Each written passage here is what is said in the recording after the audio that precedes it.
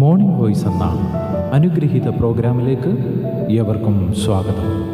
ദൈവനാമമഹത്വത്തിനായി ഒരു ഗാനം നമുക്കിപ്പോൾ ശ്രവിക്കാം. കർത്താവിനെ നാം സ്തുതിക്ക, ഹേ ദൈവമക്കളെ, സന്തോഷത്തിൽ നാം അർപ്പിക്ക സ്തോത്രത്തിൻ ബലിയേ. നാം സ്തോത്രം സ്തോത്രം സ്തോത്രം കഴിക്കാം. സ്തോത്രം സ്തോത്രം നാം സ്തോത്രം കഴിക്കാം. ഇന്ന് നമ്മോട് വചനത്തിൽ നിന്ന് സംസാരിക്കുന്നത് കർത്താവിൻ്റെ പ്രിയദാസൻ ജെയിംസൺ തോമസ് നെടുമ്പാശ്ശേരി. പ്രാർത്ഥനയോടെ ധ്യാനചിന്തകൾ നമുക്ക് ശ്രവിക്കാം. കർത്താവിൻ്റെ വിശുദ്ധനാമത്തിന് മഹത്വമുണ്ടാകട്ടെ. മോർണിംഗ് വോയിസ് എന്ന ആത്മീക ശുശ്രൂഷയിലേക്ക് അങ്ങേ സ്വാഗതം ചെയ്യുന്നു. ഉൽപ്പത്തി പുസ്തകത്തെ അധികരിച്ചുള്ള 343 ഭാഗമാണ് അങ്ങ് കേൾക്കുന്നത്. 44 അധ്യായത്തിലേക്ക് വരുമ്പോൾ നാം കാണുന്നത് പോലെ യോസഫിൻ്റെ ഗ്രഹവിചാരകനോട് യോസഫിൻ്റെ സഹോദരന്മാർ സംസാരിക്കുന്ന വിഷയത്തിലേക്കാണ് ഇന്ന് നാം ശ്രദ്ധ കേന്ദ്രീകരിക്കുന്നത്. ഇതിനൊരു പശ്ചാത്തലമുണ്ട്. യോസഫിൻ്റെ അടുക്കൽ നിന്ന് ധാന്യച്ചാക്കുകളുമായി കനാനിലേക്ക് യാത്ര ചെയ്ത അവരുടെ അടുക്കൽ ഈ ഗ്രഹവിചാരകൻ, യോസഫ് എന്ന ഭരണാധികാരിയുടെ ഗ്രഹവിചാരകൻ വന്ന് സംസാരിക്കുകയാണ്. അദ്ദേഹം ഒരു കാര്യം അവരോട് വളരെ വ്യക്തമായിട്ട് പറയുന്നുണ്ട്. യജമാനനായ യോസഫ് കുടിക്കുന്ന ആ വെള്ളി കൊണ്ടുള്ള പാനപാത്രം അത് നിങ്ങൾ എടുത്തിട്ടുണ്ട്, മോഷ്ടിച്ചിട്ടുണ്ട് എന്നുള്ളതാണ് ആരോപണം.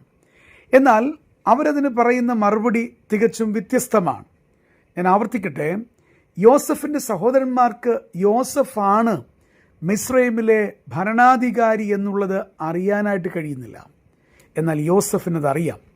തൻ്റെ ഇളയ സഹോദരനായ ബെന്യാമീൻ അവൻ തൻ്റെ അടുക്കിലേക്ക് വരുവാനും തൻ്റെ പിതാവും തൻ്റെ കുടുംബവുമെല്ലാം ഈജിപ്തിലേക്ക് വരുവാനും ആഗ്രഹിച്ചു കൊണ്ടുള്ള ഒരു പദ്ധതി അവൻ ഹൃദയത്തിൽ കണ്ടിട്ടുണ്ടായിരുന്നു.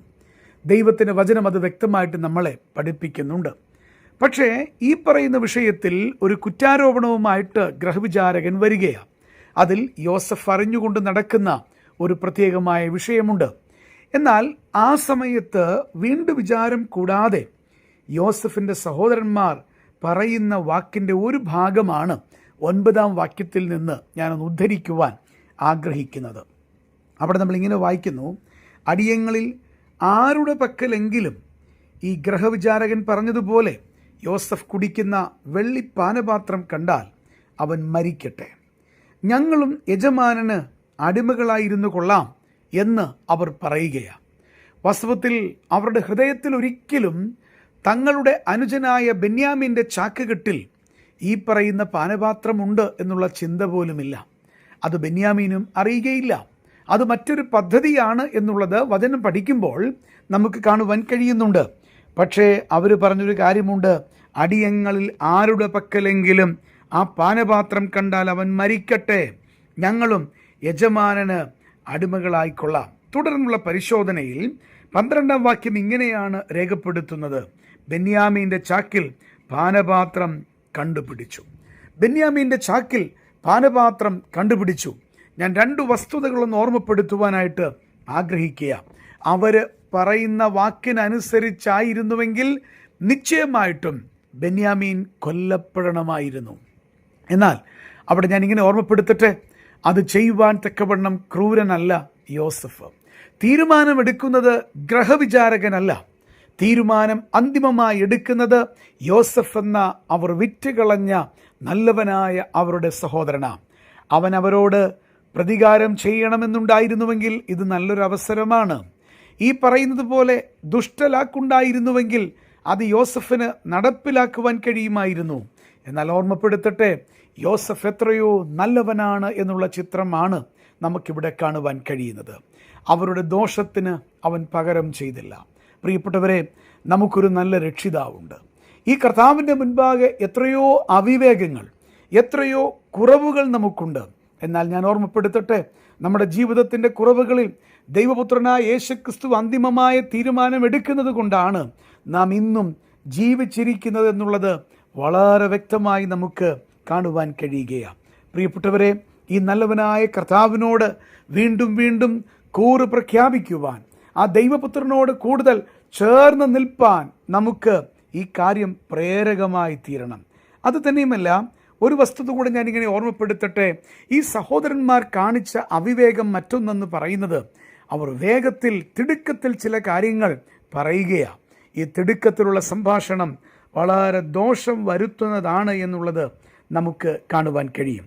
യാക്കോബിന്റെ ലേഖനം 1-ാം അധ്യായം 19-ാം വാക്യത്തിലേക്ക് വരുമ്പോൾ ദൈവവചനത്തിൻ്റെ മുന്നറിയിപ്പ് നമുക്ക് കാണുവാൻ കഴിയുന്നു.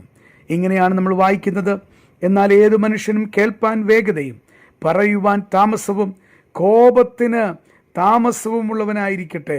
ഏതു മനുഷ്യനും കേൾപ്പാൻ വേഗതയും പറയുവാൻ താമസവും കോപത്തിന് താമസവും ഉള്ളവനായിരിക്കട്ടെ. നമ്മുടെ സ്വഭാവം എങ്ങനെയാ? നാം വേഗത്തിൽ പ്രതികരിക്കുന്നവരാണോ? വേഗത്തിൽ ചിലത് തിടുക്കത്തിൽ പറയുന്നവരാണോ? അവിവേകമായി സംസാരിക്കുന്നവരാണോ? അങ്ങനെയാണെങ്കിൽ അത് പാടില്ല എന്നുള്ളതാണ് ദൈവവചനം പറയുന്നത്. ഇവിടെ നമുക്കതാ കാണുവാൻ കഴിയും. ഈ സഹോദരന്മാർ തിടുക്കത്തിൽ ചില കാര്യങ്ങൾ പറയുകയാണ്. ആ വാക്യൻ പ്രകാരം യോസഫ് പ്രവർത്തിച്ചിരുന്നെങ്കിൽ എത്ര ദുഃഖം അവർക്കുണ്ടാകുമായിരുന്നു, ആർക്കത് സഹിക്കുവാൻ കഴിയും? എന്നാൽ അവരുടെ അവിവേകമോർക്കാതെ വിവേകത്തോടെ ദീർഘക്ഷമയോടെ പ്രവർത്തിക്കുന്ന ഒരു മനുഷ്യനെ നമുക്ക് യോസഫിൽ കണ്ടെത്തുവാൻ കഴിയും.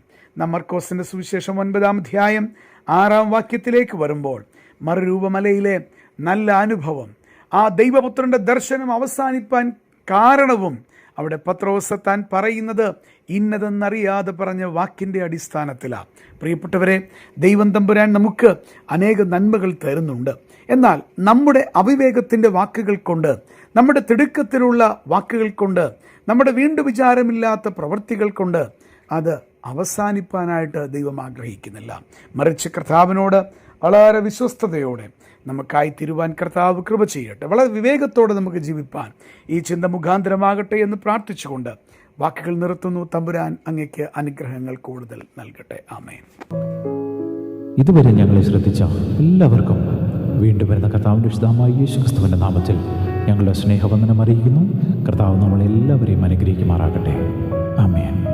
വിശുദ്ധ സ്നേഹബന്ധത്താൽ